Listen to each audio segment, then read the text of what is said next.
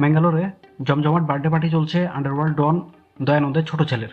সেই পার্টিতেই কোইন্সিডেন্টলি একটা কাপল মেরে ফেলে তাকে। অন্যদিকে কেরালার ফিল্মস্টার শাহজাহান রাইফেল ক্লাব নামে একটা শৌখিন শিকারীদের ক্লাবে আসে। উদ্দেশ্য পরবর্তী সিনেমার জন্য বন্দুক চালাতে শেখা। মেথড অ্যাক্টিং করবে সে সেখানে। ঘটনাক্রমে ওই কাপল পালিয়ে এসে আশ্রয় নেয় রাইফেল ক্লাবে।